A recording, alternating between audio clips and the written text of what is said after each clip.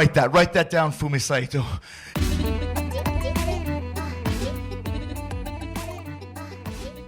Okay. Well, today we are going to do this origin of title series, part 2, I guess. That the origin of Triple Crown Heavyweight Championship, All Japan's crown jewel, right? Yeah. And the Triple Crown, of course, it's a 3 championship. International Heavyweight title, UN, United States Heavyweight Championship, and PWF, Pacific Wrestling Federation Heavyweight title. The 3 set of singles heavyweight title that was unified and made it into so-called Triple Crown. That's a unified title, so it means, it values more, right? And we're going to each title's origin and how it came about, the part of Japanese wrestling history, that history of international heavyweight title, history of UN title, and history of PWF title, until these 3 titles are combined and unified into one title. And we're probably not going to talk about today's Triple Crown.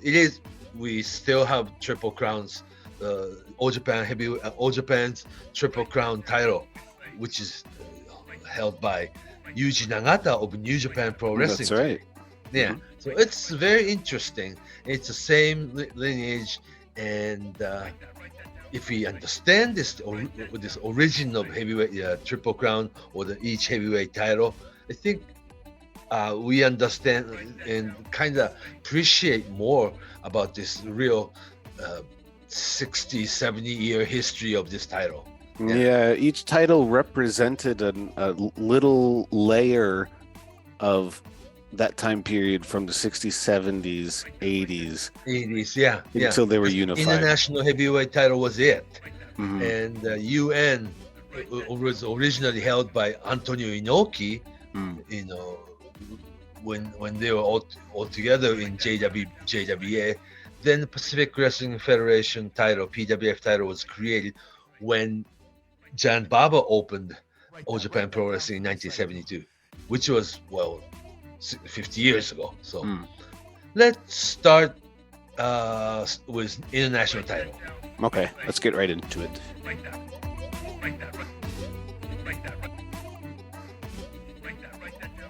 All right, before we get right back into it, wanted to say hello from Burbank, California. Wanted to say thank you for joining us again for another episode of Write That Down on the Fight Game Media Network. By the way, I'm Justin Knipper, Fight Game Media Editor, staff writer, F4W Online, WrestlingObserver.com. I also work for Pro Wrestling Noah, Cyberfight Inc., and I'm back with Mr. Fumi Saito. That's right. We're talking about the origins of the Triple Crown today, All Japan Pro Wrestling's Triple Crown. Last week we covered the origin of the IWGP Championship title from New Japan. This week, Triple Crown. One message before we kick off everything. If you have not already, please subscribe to the Fight Game Media Network podcast feed. It's on Spotify, Apple, wherever you're usually listening to your podcasts. Hit the subscribe or the bell or whatever icon or direction it gives you. Please follow it for us, for Fight Game Media. It helps us out very much. Alright, next week, another new episode, Origins of the GHC title. GHC heavyweight title. Alright, let's really jump into it.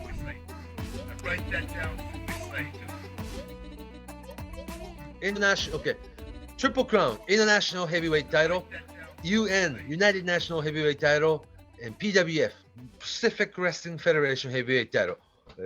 3 different singles title that existed. And we'll start with the International Heavyweight title, which goes back all the way to 1958.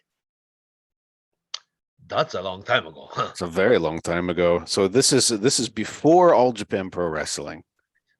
Yes, it was a JWA, Nippon Pro Wrestling, Ricky Dawson.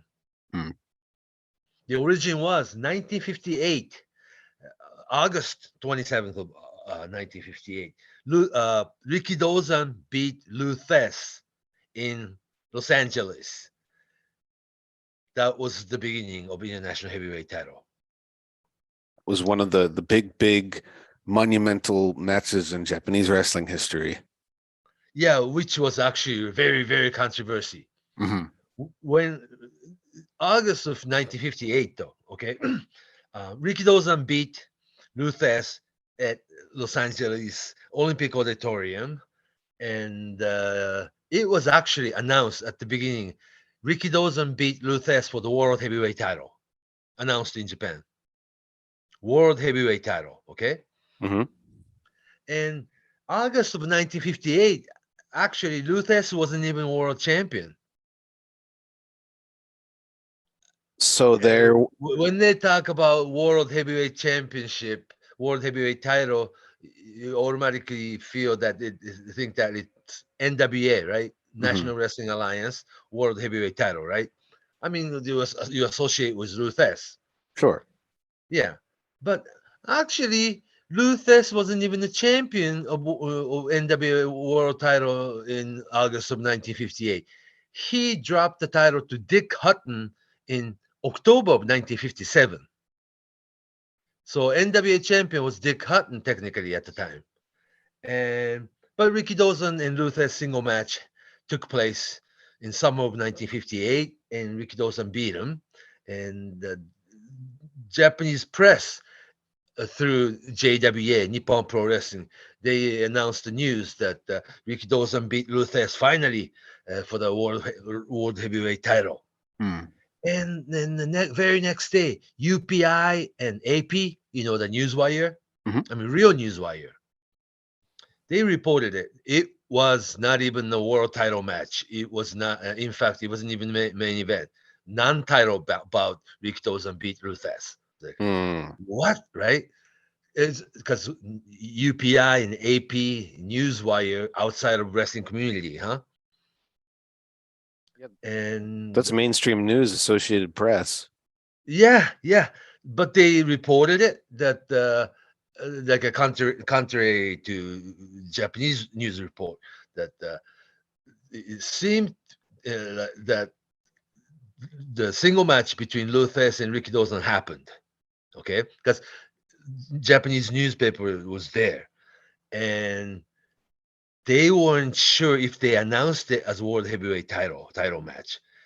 If it meant NWA World title, Luthez wasn't even champion at the time. It was Dick Hutton, and but clearly Rikidozan beat Luthez in Los Angeles that night. When actually it was like a count-out finish in today's term. You know that Luthez tried to get back in the ring and standing in the apron, and Rikidozan in the ring throwing karate chop, you know, and drop Luthez onto the apron onto the floor, and so it's like a referee count to the count-out finish. So it wasn't exactly pinfall or submission, but it was, and also the 2 out of 3 fall match at the time, right? And one fall involved DQ ending. So technically, if it wasn't even a title match of some sort, that the championship shouldn't change hands. Are you with me on that? Yeah, and this was also a time period where a count out or DQ finish could mean the title would change hands. Would it? Back then, yeah. But the DQ involvement in like in the first fall, second fall, that the champion would keep the title though because of it. And they would call a no contest or something. Something like that, yeah.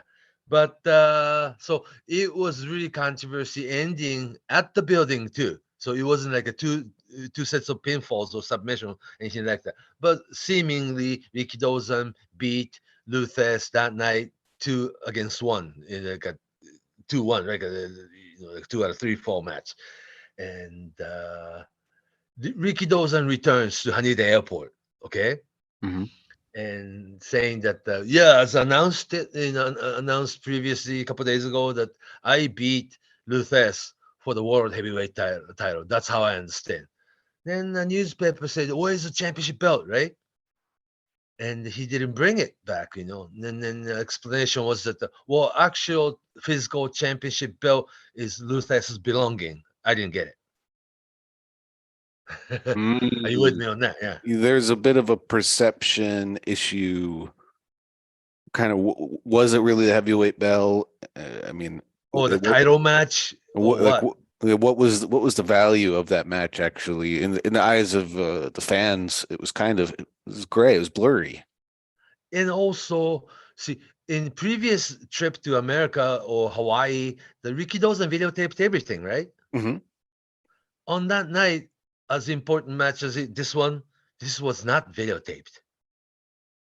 Yeah, Rikidozan would usually record his trip and arriving at the airport, Hawaii and training and running in the beach and everything else. Wearing the Hawaiian shirt and yeah. And you would think if you're going over on Luthes for the title, you would tape everything, right? Sure. Videotape of this match do not exist, you know.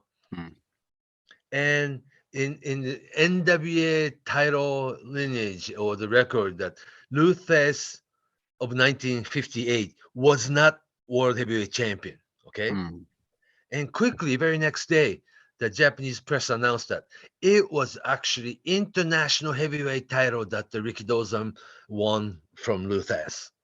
International heavyweight title. And they try to confuse the world heavyweight title and international heavyweight title.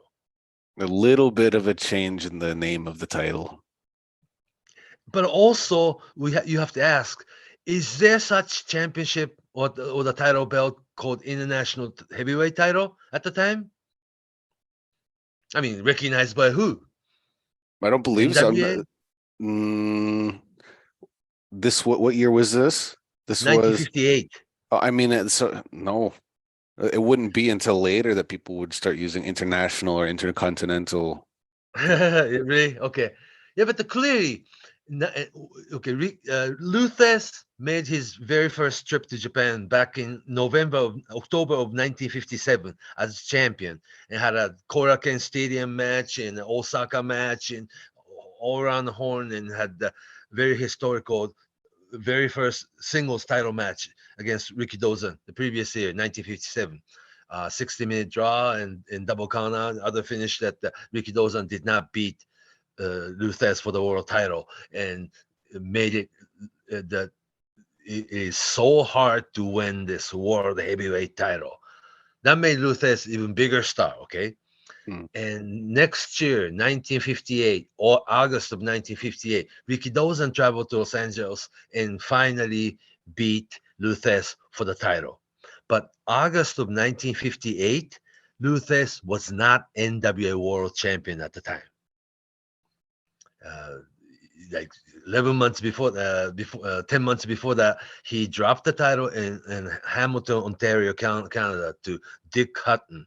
And actually, Luthes was not NWA World Heavyweight Champion that night. But then again, though, wherever he went in the program and the leaflet or the pamphlet program at the building that you buy, there's always this caption underneath Luthes' photos: Luthes International Champion. So it's got a very interesting twist that there might not be a championship belt or the title championship called International Heavyweight Title or by recognized by anybody, but wherever he traveled, or he was not an NWA champion, but he still traveled all over U.S. and for that matter all over the world, right? And whenever he appeared, the photo of Luthes, and underneath says Luthes, then usually said international champion. So it was like his second name. You know what I'm saying? Sure. It was very closely associated with Luthez from then. Yeah. So Luthez international champion. And this is wrestling, you may not be recognized by any organization or anything like that, but his nickname was international champion. Then for the record, there was no such thing as international heavyweight championship within WA sanction, okay?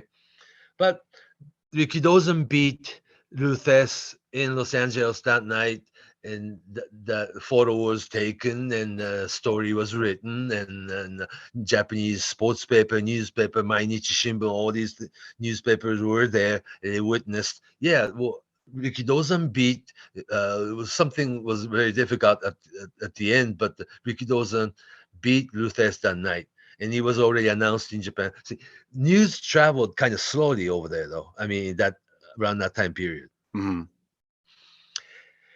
And we have no record of it, but probably even after Luthes dropped NWA World title to Dick Hutton, he still probably traveled all over the place as a champion, defended title for that matter. Right? Sure. Mm-hmm. Yeah. But that night in Los Angeles with photographers, no video cameras. Very, very interesting twist. But photographers were there, and Rikidozan beat Luthes. It probably wasn't technically a title match, but in Japan it was a title match. It was reported that Rikidozan finally beat Luthes for the World Heavyweight title. But it quickly became international championship in Japan. And origin was such, but Rikidozan kept the title, and it wasn't the exact same physical belt, but he had championship belt, looked just like Luthes' belt. The one was made, huh? Probably. Mm-hmm.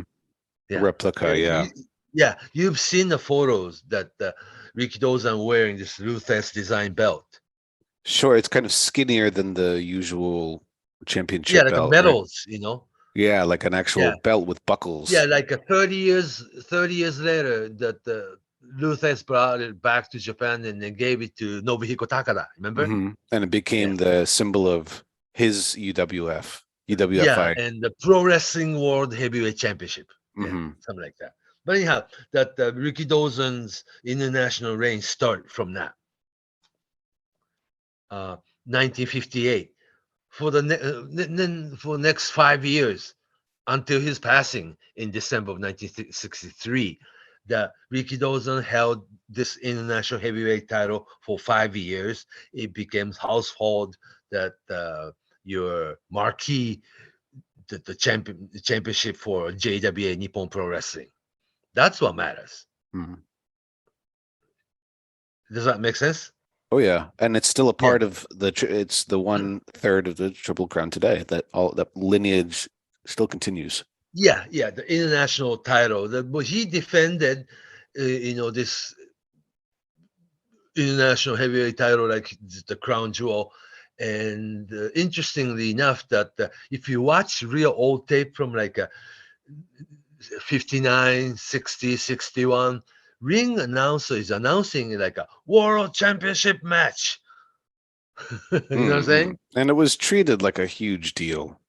Yeah, so they all tried to confuse you, international heavyweight title and the world heavyweight title. Well, probably a lot of people thought it was one and the same. Yeah, doesn't world mean international in some way? Probably, yeah. And the international title is a world title, right? Yeah. So it's a semantics at some point, but but it didn't bother too many people. 5 years, Rikidozan kept this international heavyweight title as crown jewel, and it became very important, the most important, championship in Japan. Then Rikidozan, passed away in December of 1963. Okay, and it was going to be that the international heavyweight title will be vacant. Celebrating Rikidozan's legacy and the historical importance, that the title will be vacant forever. Then 2 years later, 1965. The JWA Nippon Pro Wrestling decided to revive this title, 1965, and the tournament was held, and Giant Baba, the new superstar of Japan at the time, 1965, that tournament was held, and the final was Giant Baba against Dick the Bruiser, November of 1965. Then Giant Baba became pretty much the face of the company and the biggest superstar of Japanese wrestling after Rikidozan. Are you with me on that? Yes. Yeah, so 65 on, next 7 years until he departs from JWA, July of 1972, to be exact. So he held the title for 7 years. Yeah. Oh, in between, he dropped the title to Bobo Brazil for a couple of days and Gene Kaniski for a week or two. But all in all, it was Jan Baba's championship for 7 years or so. Yeah. So he carried mid 60s into early 70s until Baba decided to leave the company and form his own All Japan Pro Wrestling. Yeah. Mm-hmm. But the Nippon Pro Wrestling actually kept the title international. The Baba had to bring the title, championship, physical belt back to the company and made it vacant. And Kintaro Oki, Kim Il of Korea, Kintaro Oki had a little tournament and he beat Bobo Brazil and he became international champion. He kept that international title as Ricky Dawson's heritage and he kept it pretty much until like 81. Yeah. But at the same time, in 1981, Jan Baba's All Japan decided to revive this international title with the blessing of Jim Crockett of NWA, president of NWA organization at the time, the Jim Crockett Jr. from Mid-Atlantic, right? North Carolina. They tried to portray Jim Crockett Jr. as the biggest promoter of America at the time, and Baba brought him in and had a mini tournament. And the 1981 revived version of international heavyweight title for All Japan Pro Wrestling. Okay. The tournament was held, and the final was Dory Funk Jr. and Bruiser Brody. It was 1981, so they completely revived the international heavyweight title again for the third time, right? And Brody was injured, so they awarded the title to Dory Funk in the ring by Jim Crockett. And tonight we are going to have Dory Funk Jr.'s first title defense, and they took the like a voting and poll, and then the piece of sometimes they do that, like a piece of like a string or a piece of paper or something that whomever got the piece of paper will be the challenger tonight. And interestingly enough, it was Terry Funk who got the piece of paper. Then the title match was held that night, Dory Funk Jr. against Terry Funk for the first time. Wow. Interesting. Yeah. 58-minute match. Dory Funk, older brother, beat younger brother Terry Funk. And they made the international heavyweight title very, important, just overnight, don't you think? I think so. I mean, from there was the international title that was the big symbol of excellence in All Japan, but there were the other titles as well. Yeah, I will get to that. Oh, that's right. 81 on to Dory Funk, Brody, back to Dory Funk, and Brody, then Jumbo, then Stan, back to Jumbo, then Brody to Jumbo, and then it was basically Jumbo and Brody title. Yeah. And we'll get to that, the unification match. So that was the history of international heavyweight title. Can I go into United National UN title? Yeah, let's talk about that because that had a different route to All Japan. It didn't come from, how it didn't follow the same path the JWA international world title. Actually, it was similar because it came from Los Angeles too. In 1970, the first champion was like Dale Lewis and Pantera Negra, the Ray Mendoza, then onto John Tolas, John Tolas, the big LA star, right? In March of 1971, Antonio Inoki, younger Antonio Inoki, right, traveled to, like a 29-year-old Antonio Inoki traveled to Los Angeles Olympic Auditorium. For some reason, always Olympic Auditorium, huh? That was the center for a lot of the big West Coast shows.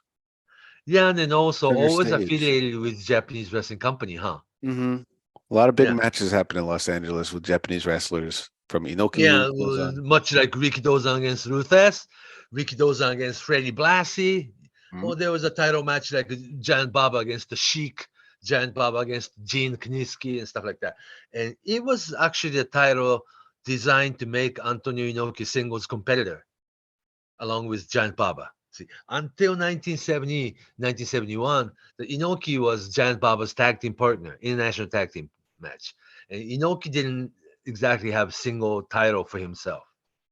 And it was United National, UN. United National title sounds much like international title, doesn't it? UN, yeah. Although, I mean, when you hear UN, the first thing that pops into my mind is United Nations for some reason, which has nothing to do with pro wrestling.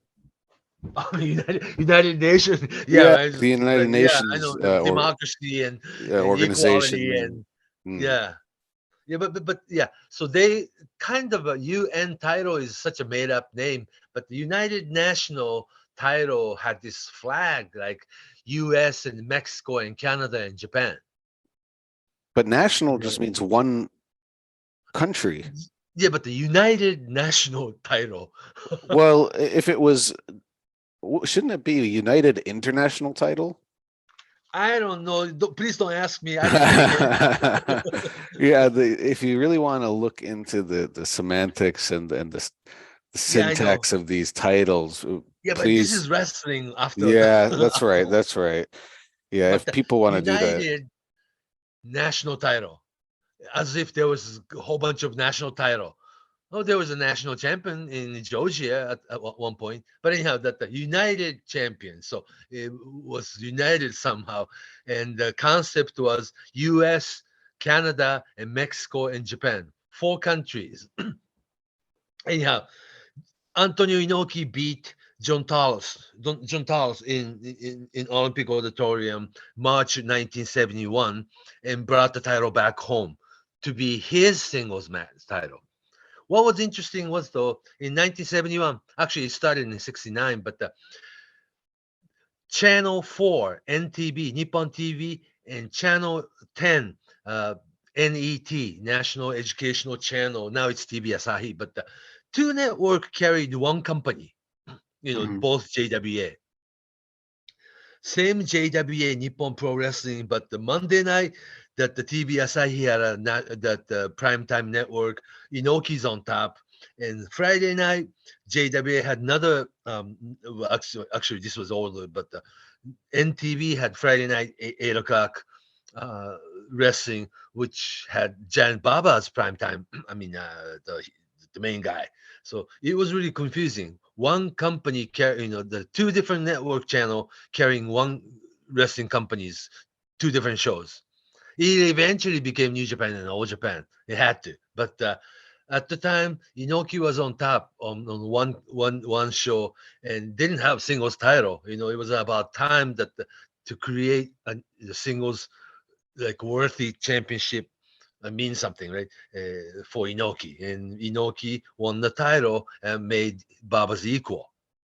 Does that make sense? Yeah. Anyhow, that in 1971, that after Inoki brought the UN title back, but the same design belt that they had the Jumbo or Tenru or Billy Robinson, the Ted DiBiase later on, it's the same, like a big round title, the title belt. Remember? Mm-hmm. Yeah. So that belt, the physical belt, was brought in back to Japan, and Inoki had 8 months run as a UN champion, and he had a title defense against people like Freddie Blassie, younger Jack Briscoe, or the big name Fritz Von Erich, and young Dick Murdoch, and he was defending title, having a real good match. But the end of 1971, Inoki got terminated, right? That he was fired by JWA, going into bookkeeping of the company and try to change the company. And they thought Inoki was gonna take over and steal the company or whatever. Some backstage thing that the Inoki, all in all, was fired by JWA December of 1971. So the UN title became vacant. Then another Phantom, I'm sure that the Phantom tournament was held in Los Angeles, and wrestler King Crow, that he's original King Dan Crawford from Calgary. He appeared as champion, and Seiji Sakaguchi traveled to Los Angeles, and King Crow to become UN champ, United National Champion, 1-year run, and dropped the title after, right before he joined New Japan.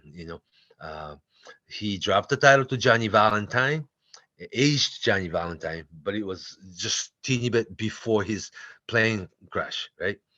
But Seiji Sakaguchi, upon his leaving the company, he dropped the title to Johnny Valentine, and Akihisa Takachiho beat Johnny Valentine for UN title. Akihisa Takachiho later on becomes Great Kabuki. That's a useless trivia, but you know what I'm saying? Yeah. Then while Takachiho was holding UN title, JWA altogether went out of business. So from Sakaguchi joining New Japan and leaving the belt, in JWA ring, and the Johnny Valentine and Takachiho, switched the belt, and JWA wanted to keep UN title too, just like they wanted to keep Giant Baba's international title. But altogether, in April of 1973, old Nippon Pro Wrestling JWA went down, and that they went out of business. 3 years later, 1976, Giant Baba's All Japan decided to revive UN title. Let's get into it, right? Yeah, 1976. 3 years later, Giant Baba decided to revive UN title. Okay, and the title match was held between Jumbo Tsuruta and Jack Briscoe. It was right after Jack Briscoe's NWA title run. Summer of 1976, Jumbo beat then contender Jack Briscoe to become new UN United National Champion. Then UN became number 2 belt for All Japan. And this version of UN title was held by Jumbo Tsuruta, Billy Robinson, back to Jumbo Tsuruta, then Dick Murdoch, back to Jumbo, Abdullah the Butcher, back to Jumbo, Harley Race, back to Jumbo, and he was pretty much Jumbo's number 2 belt behind Baba's PWF belt. Okay. And in summer of 83, Jumbo beats Brody for international title. Therefore, he returns UN title. Then the UN titles mini tournament was held, and Ted DiBiase beat Tenryu to become UN champion. Then Tenryu beat DiBiase, and it was basically Tenryu's belt for the remainder of time. Like from Jumbo to not Jumbo vacant, Ted DiBiase won the title, then DiBiase to Tenryu, and Tenryu to David Von Erich. They announced it that David Von Erich, another Phantom title change. They announced it. Michael Hayes and David Von Erich held the title match, vacant title match. David Von Erich beat Michael Hayes in Texas, Phantom, right? Because if there was such title, Japanese photographers would be there, right? Sure. But anyhow, David Von Erich arrives Japan January of 1984 with UN belt on his shoulder, and held a press conference. David Von Erich, new UN champion. Okay. Then very next day, David Von Erich was found dead in hotel in Tokyo. That was tragic, huh? That's right. Yeah. So the same year, Tenryu and Ricky Steamboat had another title match that to decide the new champion, and Tenryu beat Ricky Steamboat to become UN champion once again. And pretty much remind of the time that Tenryu held the title until 89-90. Yeah. So Jumbo had international title and Tenryu had UN title, huh? The number one and number two. Yeah. Then we'll get to this PWF title. Yeah, because it was always confusing for a kid, growing up in 70s and 80s that all Japan always had like PWF title, international title, and UN title. Why do they have 3 single champion, right? Yeah, and how can I watch PWF? Doesn't exist. PWF was considered number 1 title at the time. No, but I mean the actual the promotion itself. There's no promotion. Yeah, but the Pacific Wrestling Federation's headquarters is in Honolulu, Hawaii. Okay, so that's how they were, spinning. Yeah, they wanted to make it sound like it was an international organization. Sure. Because you don't want your title to be recognized by All Japan Pro Wrestling. Does that make sense? Well, can you elaborate? Well, because then it's like, well, wrestling fan want the championship to be internationally recognized, from Ricky Dawson's days. So that was really important back then to have it internationally recognized. Or that the organization outside of your company. Mm-hmm. Yeah, you can have wrestling company, but much like see boxing, that the title match can be held in Las Vegas, but boxing champion, WBC or WBA or IBF or World Boxing Organization, WBO, or those are the entity and organization outside of the promotion company or promoter. It is like, it sounds kind of dumb, but that's the mentality of wrestling fan, or I guess including myself as a kid, that the title, championship belt should be recognized by somebody outside or the organization far away. You and I talked about it before that the origin of WWE, WWF, or Worldwide Wrestling Federation, the very first title was. But the championship tournament was held in Rio de Janeiro or something, right? Yeah, I didn't know that WWF was running shows in Brazil back then. No, yeah. So, yeah. Yeah, and then the Buddy Rogers beat Antonino Rocca or something, right? Something like that, yeah. Yeah, but actually, Rogers. that one day Buddy Rogers pops up on television as World Heavyweight Champion. Mm-hmm. Yeah, so...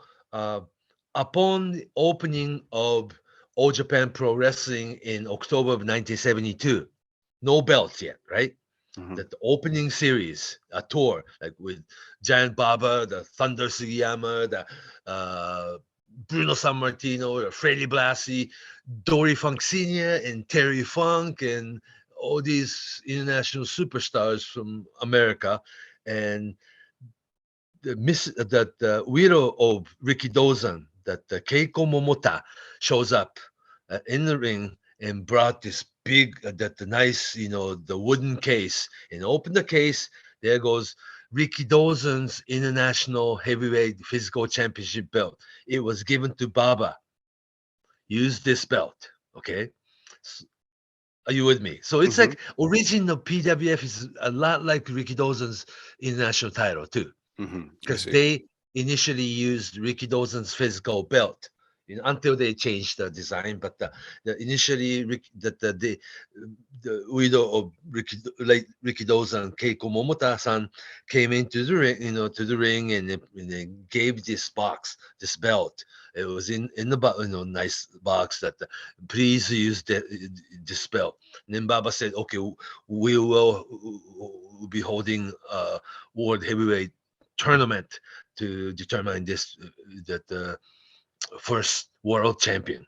And Baba had a series of matches against people like Bruno Sammartino, Terry Funk, Abdul the Butcher, or Dick Bayer Destroyer, or Welber Snyder, the Don Leo Jonathan, the Per O'Connor, the Bobo Brazil, all the top talent from America at the time. And he made the record of 10 matches, 8 win and 2 draw. Therefore, the last match was Baba against Bobo Brazil. Interestingly enough, Baba beat Bobo Brazil to become world heavyweight champion, 1973. Then it was that the organization was that formed in Honolulu, Hawaii by Lord James Blair's Pacific Wrestling Federation. Pacific Wrestling Federation's president, Lord James Blair's, come to Japan and recognize Giant Baba as their first world champion. This is a good story, don't you think? And Lord James Blair's would appear for decades after that. Yeah, just to come over to Japan to read the we'll recognize this as a title match, right? Yeah, like the official announcement before the big some of the biggest matches in the history of the Triple Crown. He was there. It gives title this prestigious taste. Prestige. That's the word I was thinking about. I couldn't think of it earlier. The prestige of the belt. Japanese wrestling love that. Yeah, it goes all the way back to Ricky Dawson. This is like a vice prime minister was reading that in the ring way back when. Right. Yeah, and politician come in and read sanctioned by so and so, and we'll recognize this title match as a world title match, 19 so and so and so, and the dates and person, and it gives this like a legitimacy to championship. Anyhow, Lord James Blair's was the perfect role, don't you think, to do that? Yeah. And very first PWF, Pacific Wrestling Federation World Heavyweight Champion was Giant Baba. Then another twist, January of 1974, the following year, Giant Baba becomes NWA membership of National Wrestling Alliance. Okay. NWA do not recognize 2 world champions. Therefore, that at the time was probably Harley Race or Jack Briscoe, probably Jack Briscoe at the time. Then that PWF will now drop the word world.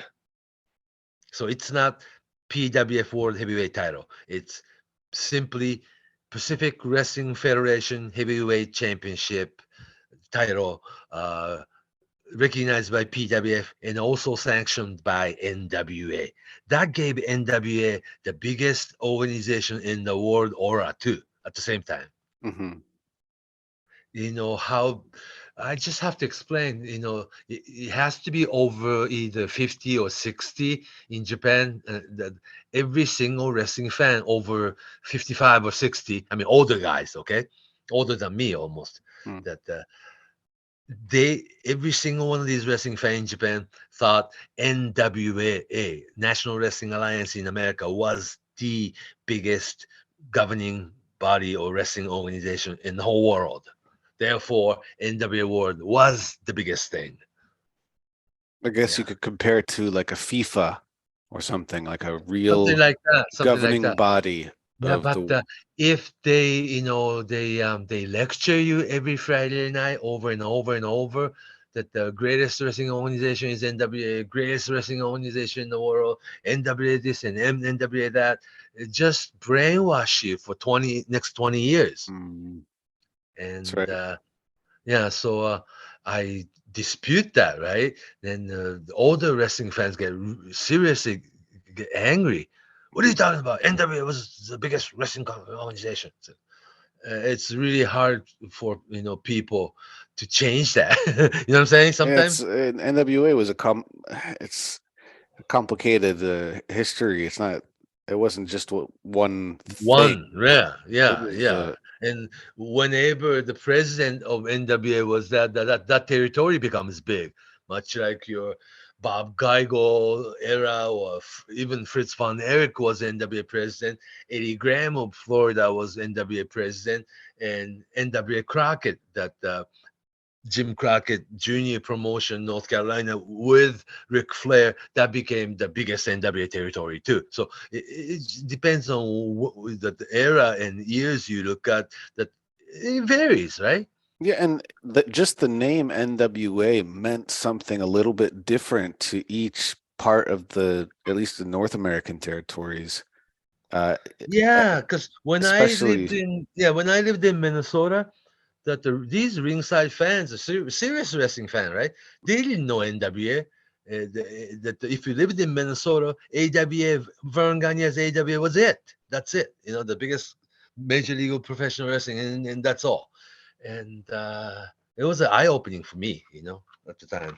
But anyhow, that Giant Baba, January of 1974, got the membership of NWA. Therefore, PWF dropped the word world and just simply PWF the heavyweight title. Okay, and from 1974 on, Baba held it, and Killer Tor Kamata, of all guys, Billy Robinson, Abdullah the Butcher, back to Baba, and Harry Race won it, and Baba again, then Stan, Baba, Stan, Baba, and Stan, Ricky Choshu for a brief moment, and then back to Stan, and it was the PWF title that was a Giant Baba's vehicle to carry this, first 10 years of All Japan Pro Wrestling. Okay, then March to July, that the UN champion Tenryu and PWF champion Stan Hansen, two champions, right? I'm gonna go one more time. PWF champion at the time Stan Hansen, and UN champion Tenryu. Tenryu and Stan had a series of double title match. Okay. Mm-hmm. Then eventually Stan beat Tenryu to have double belt. Okay. Both PWF and UN champion Stan Hansen. So UN champion, PWF double champion Stan Hansen meet international champion Jumbo Tsuruta in April of '89. Then Jumbo beat Stan to have all three belts. International, PWF, and UN. That's the beginning of Triple Crown reign. The April 18th of 1989. 1989 is a very special year in Japan. That it was Showa era ended. The Showa Emperor passed away, and the Heisei era started. It's a brand new era. Now Heisei is over. It's Reiwa now. This is hard to. If you don't know Japanese, the calendar year and what do you call it? That the Gengo we call it. We do have year 2000 and just international dates, but we do have imperial year still. Mm-hmm. And this, you know about that, right? That period, 1989, it paralleled was Heisei first, yeah. And it was also the year that Inoki left pro wrestling to run public office, right? So that made the clearly very different. The brand new era, huh?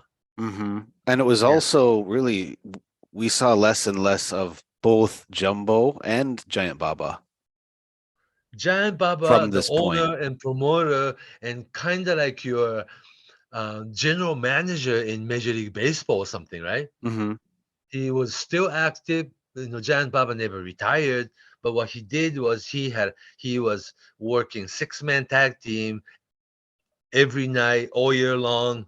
And that Giant Baba's comical, comedy relief 6-man tag team was always held right before the intermission. Then after the intermission, all the serious match starts. How's that? Mm-hmm. Yeah, because it was Jumbo and Tenryu. And Tenryu eventually turned heel on the Jumbo. So he was like a Japanese babyface and Japanese heel. Jumbo, big babyface, and Tenryu, biggest heel, but still actually pretty popular because you know how Japanese wrestling, that not clear-cut babyface and heel, right? It's more of a competition type. And in Japan, there's no promo. There is no clear storyline or backstage skits or anything like that. But the storyline is rather simple. Who will be your next challenger for the title, right? Yeah, and it's really case by case to each, especially back then. Right. So as a position goes, Jumbo's never heel, so always big baby face.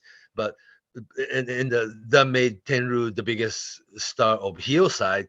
But a lot of people secretly loved Tenryu, right?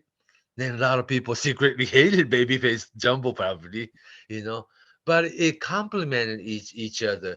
That having Jumbo and Tenryu single match against each other, that made Tenryu bigger star, but actually made Jumbo stronger babyface too at the same time, because he's bigger and better wrestler, right? Mm-hmm. And Tenryu always popular underdog at that, and start having like a very equal match against people like Stan Hansen and Bruiser Brody, and that elevated Tenryu. And the Triple Crown thing made the thing more, a lot more simple, because if you had this international title and PWF title and UN title, 3 different singles title, who is actually better or the bigger star? It's really confusing, right? So that this unification, like a 6-month period, was really exciting. That UN champion Tenryu against PWF champion Stan Hansen series of title match. It was like Stan against Tenryu, very physical match, and it was like they thought Tenryu Stan Hansen match was better than anything Jumbo was in. Does that make sense? Mm. Yeah, Jumbo is so subtle that he's not so overly excited, and Tenryu always had more emotional side, and he didn't have all that big moves, just big Tenryu's chop, like a backhand chop that he does constantly, and a little bit of maybe elbow drop, but at the end of the night, big power bomb. And the more simple, the better or something. And Stan Hansen doesn't have all that many wrestling moves. He just brawls, right? But with both Tenryu and Hansen, they both had, it was kind of the personality that colored everything they Kinda did in the ring. Yeah, like when Tenryu would get angry, it's always very noticeable. Yeah. And people can be really with him, Because he they feel like, he deserved it. He deserved kind of being this number 3 guy by default. Right. There was a little bit of that. Then people wonder, he's actually just as good as Stan and Jumbo. Right. Yeah, and Brody. So I think, both Tenryu and Hansen. And Brody left. Brody left to New Japan in the middle of it, and he made the room, available for Tenryu to kind of elevate himself. At the same time, if you remember, 1985 and 1986, Riki Choshu and his 15 guys as Japan Pro Wrestling was in All Japan Ring. That's right. Yeah, and Tenryu's package against Riki Choshu's package, tag team forever, right? Riki Choshu switch in his tag team partner. Sometimes Animal Hamaguchi, sometimes Masa Saito, sometimes Yoshiaki Yatsu or Killer Khan, whomever, and Tenryu and Ashura Hara, or Tenryu and Fuyuki, or sometimes Kawada, right? And they had this great tag team feud. And Tenryu and his guys went back to New Japan, and Brody left. That left this big kind of big room that for Tenryu to take over. The Tenryu became even bigger star because after Brody and Riki Choshu guys left. Does it make sense? Yeah, Stan was always there. Stan Hansen was there, like your home run guy. Yeah. But that's when Tenryu really started to break out as a single superstar. I think so. Yeah. And actually, people always wanted him that way. Yeah. And he'd eventually Tenryu was more fired up than the Jumbo. Cool. Jumbo is always like a cool and of course coherent, more like a straight wrestler, not much emotion to it, He's like a policeman. But when Jumbo had a single match against Tenryu in the single match program, Jumbo had to fire up too. That made Jumbo more popular too. So it worked both ways.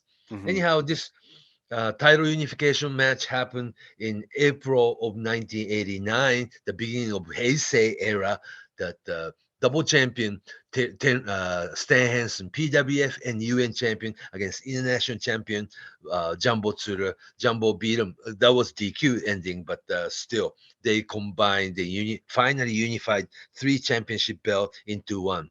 Therefore, your Triple Crown begins. Very interesting, huh? So beginning of Heisei era was beginning of Triple Crown era. Then that on, Jumbo to Tenryu, back to Jumbo, and Terry Gordy comes in, and Terry Gordy takes Triple Crown belt, but the Stan beat him, and from Stan, Gordy beat him again, and from Gordy, Stan Hansen back, but the Jumbo beats Stan, and from Stan to Misawa era, and from Misawa to Steve Williams, right?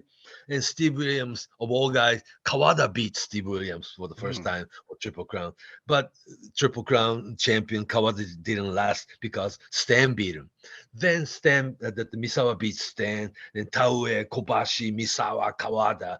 And if you see this, that the title switch, what was interesting was that Kobashi got the title but never beat Misawa. You know what I'm saying? And Kawada got the Triple Crown title, but never beat Misawa yet. It was like a very carefully booked. Yeah. And you might see them get a pinfall on Misawa in maybe a tag team match situation, right? Come very close. It would come very close. When the Triple Crown title match between those big four, and this like early 90s, Jumbo got sick and it was sidelined for like a year, and then it really took over. And also in 1990 when Tenryu left and to form a new company SWS Super World Sports, that made the absence of Tenryu and his guys made Misawa available to become the new superstar of that era. And quick, just as soon as Tenryu left the company, Misawa took off this tiger mask and becomes Misawa, because everybody knew that was Misawa, right? And very next Budokan show, Misawa non-title match, but Misawa beat Jumbo 1-3 in the middle of the ring for the first time ever. That really established Misawa as your guy. Yeah, much like today's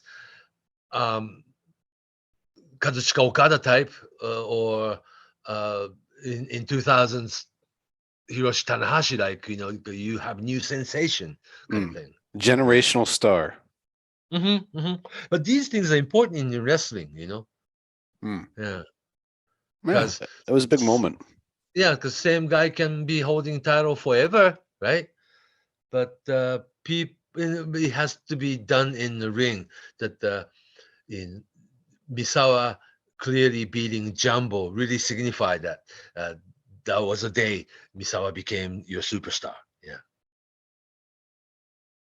So the Triple Crown helped, and also that Jumbo, like a semi-retiring, and Big Four, you call them like the 4 pillars in States, but Misawa, Kawada, Taue, and Kobashi, those big 4 became 4 main event superstar, and the title match would be held by either Misawa against Kawada, or Kawada against Kobashi, Kobashi against Taue, or Taue against Misawa, or whichever combination. That the title match was always those 4.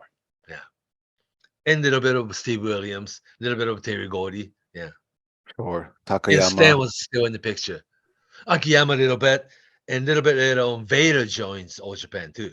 Yeah, until Muto's era of All Japan. But that's another subject for another day. Because 2002 on, Muto's version of All Japan, after Misawa and his guys left All Japan to form Pro Wrestling Noah, that's the piece we have to talk about in another episode. Yeah. That's right. The one image you can associate with Muto's All Japan is the famous image of him wearing the Triple Crown belt across his all chest. Around his shoulders and waist, and yeah. So, but it was, like you said, it was a very different era, and it has to do with Pro Wrestling Noah as well. So it's yeah.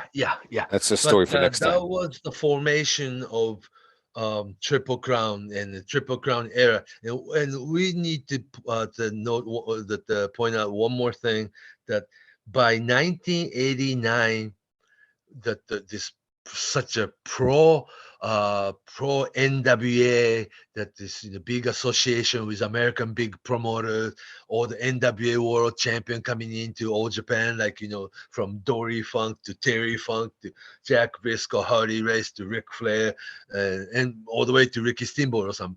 The Giant Baba was the very first one to cut the tie with American companies. Mm-hmm. Isn't that interesting? And he created that period in the 90s where the focus was the Triple Crown scene, right? Yeah, and also NWA was being like almost destroyed within. See, NWA Crockett, meaning the Jim Crockett promotion, Mid-Atlantic in North Carolina, Charlotte, North Carolina, it expanded, and at the same time, starting 1984, the WWE, Vince McMahon's WWF, started national expansion. Then all the smaller territory or local territory, NWA Georgia, NWA Florida, the Pensacola, the Tennessee, the Detroit, Indianapolis, even AW up north, all these companies start closing its door one by one, remember?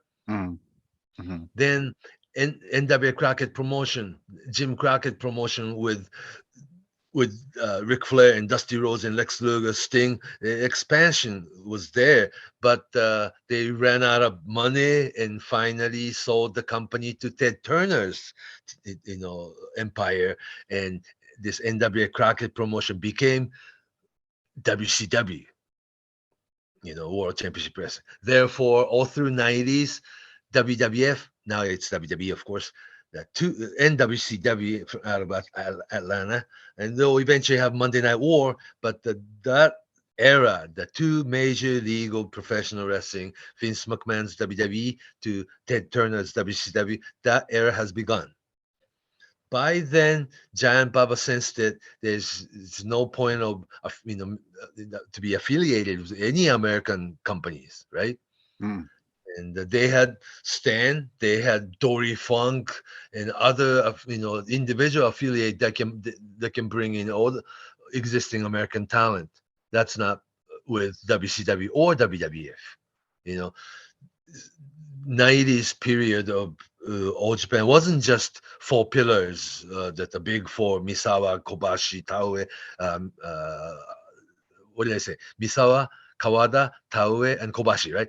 Those are big four. But you still had Stan Hansen. You still had Terry Gordy, Steve Williams, the Danny Spivey, the Johnny Ace, Danny Crawford, Doug Furness, Abdullah the Butcher, Tiger Jeet Singh, Kamala, the Fantastics, Malenko Brothers, Dynamite Kid after he quit WWE. And just they had like a 20, 30 American regular roster in All Japan. It's very interesting era, because Baba always used American well. Yeah, there was always a big part of each tour, and really kind of integral to the way that Baba booked. It was really different from what New Japan was doing at the time. I mean, New Japan had a huge Japanese roster too. Yeah, mm-hmm. And the way foreigners were used, it was just a different style. Yeah, New Japan just had Vader and Bam Bam Bigelow and Scott Norton. You know what I mean? Mm-hmm. Three big guys. Yeah. And you might be able, later on you'd see Maybe some junior heavyweights, right? Yeah. Yeah, the Pegasus International Kid, Wild Pegasus, Chris Benoit, Black Tiger, Eddie Guerrero, and such. And they eventually became superstar on their own and went back to America. And through WCW, they migrated into WWE at the end and became their own superstars. Yeah. Mm-hmm. Mm-hmm. Yeah. But yes, New Japan utilized American certain way, and All Japan Giant Baba as a promoter always utilized American very well, huh? I think so. Yeah, can you imagine like British Bulldogs against Malenko Brothers, right, in Japan? Right. Yeah, or the British Bulldogs against Doug Furness and Phil LaFon. Mm-hmm. Yeah. And they just had fantastic Tommy Rogers and Bobby Fulton, great tag team. Yeah, and And there was like a Fuyuki and Kawada together as Footloose at the time. Yeah. Young Yeah. Kawada, yeah. Yeah. And occasionally they brought in legends like Jimmy Snuka. And and also they had this retro talk show. They brought in people like Gene Kiniski, Fritz von Erich, King Curtis, Killer Kowalski, Don Leo Jonathan, and such, just to have talk show in the ring with Giant Baba at the time. And retro, like a former world champion from another era. And that was something only Giant Baba could pull. Huh?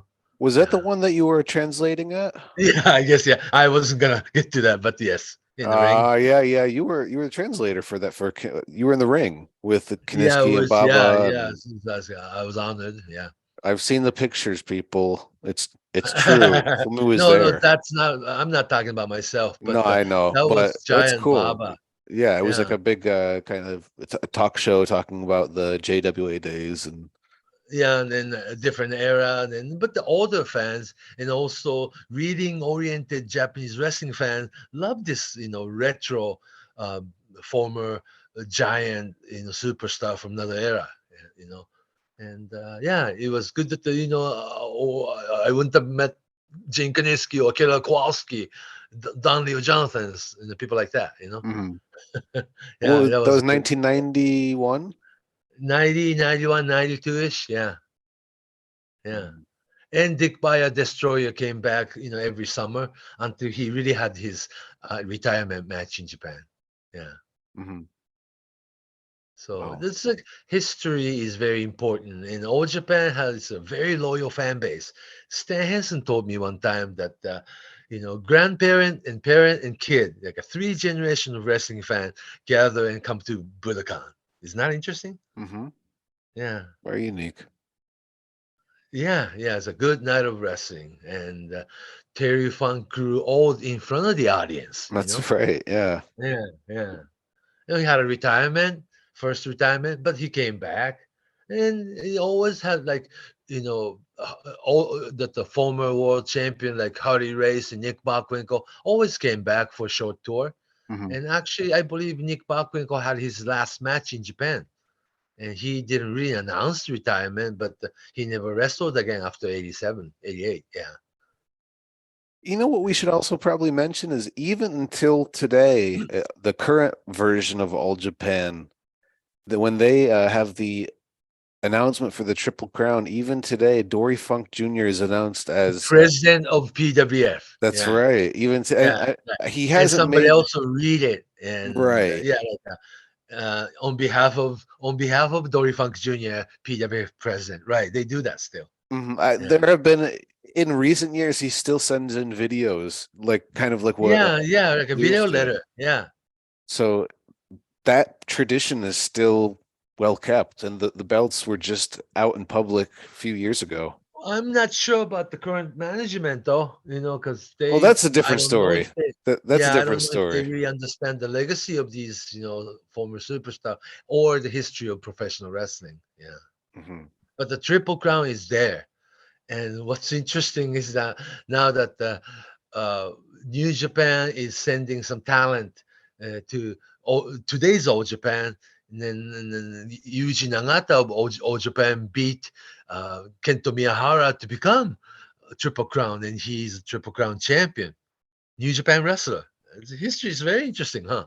He's already had his first successful defense. He beat Ishikawa Shuji a few weeks ago. Right, Shuji Ishikawa, and it looks like he'll be holding the title for a while. Yeah. Last year, when New Japan sent Tiger Mask, he beat Aoyagi's younger brother to become junior heavyweight champion right away. Mm-hmm. Yeah. So it would be interesting, because when you look back, it's like New Japan wrestler holding Triple Crown, but during this dark age, like in year 2002, 2003, 4, 5, people like Minoru Suzuki or Yoshihiro Takayama, they all held Triple Crown. Yeah. Mm-hmm. Yeah, more of a UWF heritage wrestlers. Yeah. So, but today we're talking about this origin of Triple Crown.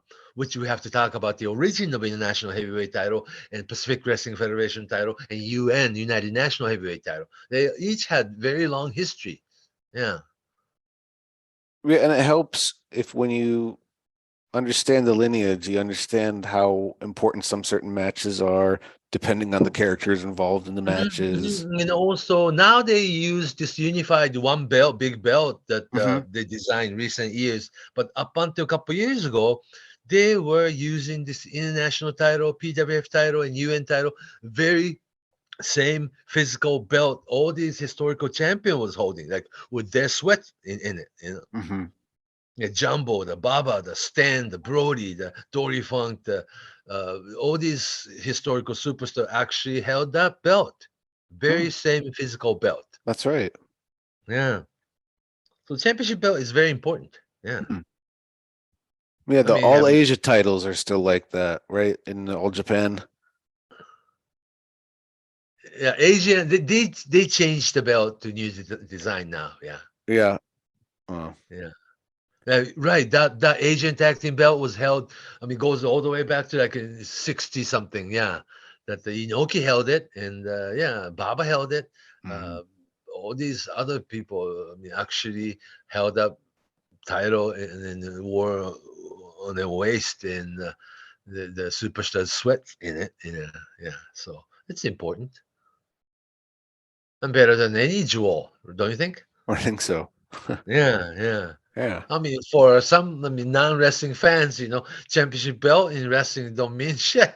Yeah, I mean, but, Triple Crown, it's cool, and it is kept. The line is kept in some way, and it feels important. And as more time goes on, the more important it feels.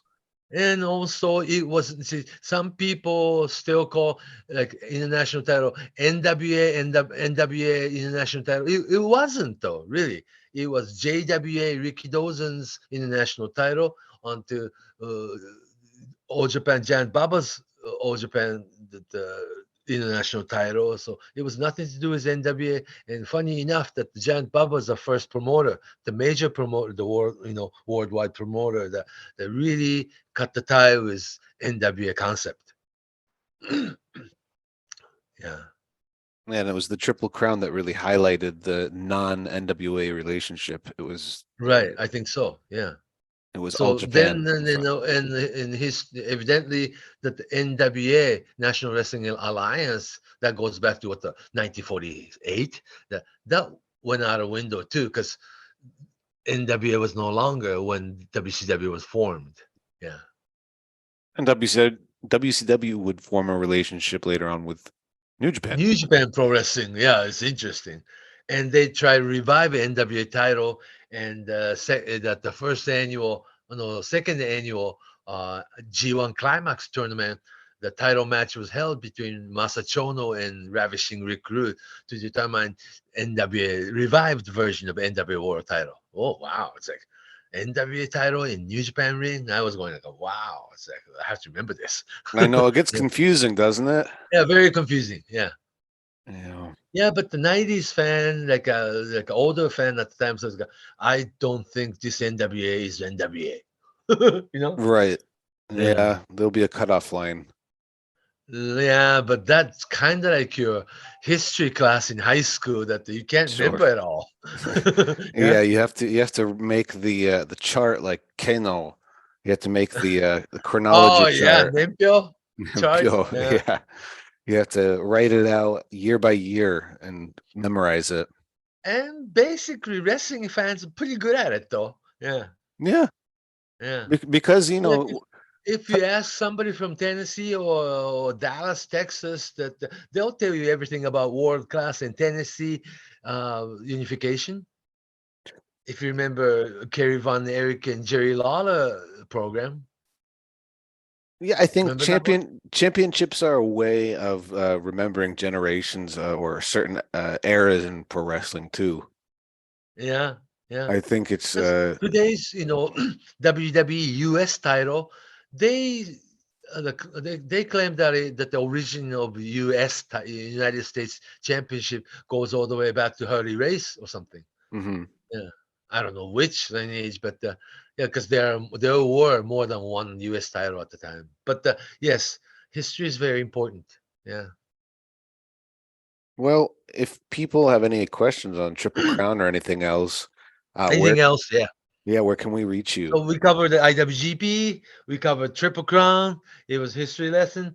It's nothing new for older fans, but if you're a wrestling fan, serious wrestling fan in 20s or 30s, these are the things that happened before they were born, right? So yeah, for older fans over 50 is nothing new probably, but I thought it was important to for us to like not to have lecture or anything like that. I'm not that great, but it's just I thought we should organize this, that the history and the dates and the year and the events, so everybody can have more organized understanding of it. Yeah, because sometimes it's the first of all, what's going on? It's all in Japanese language, so not everybody speaks Japanese Sorry language. about that. No, yeah, it's just this is how it is. It's what the situation is. So based on that, and just the sometimes confusing nature of World Championship title reigns and names and changes and vacated and tournaments, it's one way of being able to clearly think about what happened during those years, what were the titles associated with which wrestlers, because it couldn't be confusing, especially when we're talking about Japanese wrestling in English. So so it's a nice way of clarifying things. Understand this, the history of it. You can go into YouTube today and find old UN title match between Tenryu and Ted DiBiase or something, and it means more now. Yeah, it means more, and because what was happening before it and how that title turned out, then the legacy of the title and what that particular match meant in the context of history. It's fun. Yeah, just a while back, I just watched Antonio Inoki against Young Dick Murdoch UN title match from 1971. It was on YouTube. How was it? How does it hold up? Yeah, you have to understand everybody was much younger, and it was 2 out of 3 fall match. So Inoki gets pinned too. It's shocking because everything becomes the 1 fall match, right? So nobody beats Inoki. But if it was a 2 out of 3 fall match situation, yeah, Inoki gets pinned in second fall. It's like, wow, that's odd, right? Yeah. But it was also a little bit more normal at the time, right? I think so. To have a big match would still be 2 out of 3 falls. Yeah, up until like 80-ish. Yeah. At least NWA World title match in Japan was always like a 2 out of 3 fall match. Yeah. But I think the 1 fall match is more exciting, It depends on there are a lot of factors that really it's hard to compare because right, because the pacing is different.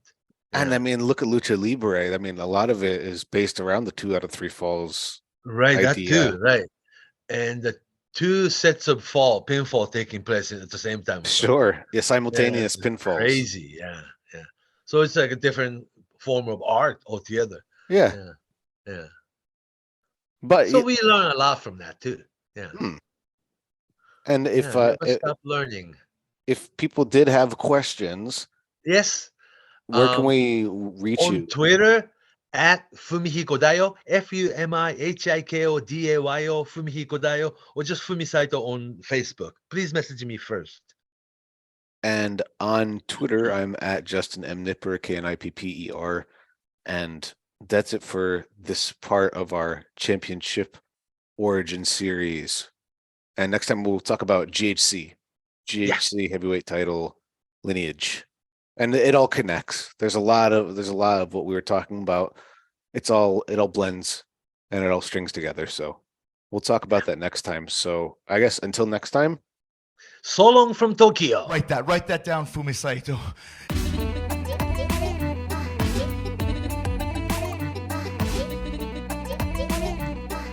Write that down, Fumi Saito. Write that.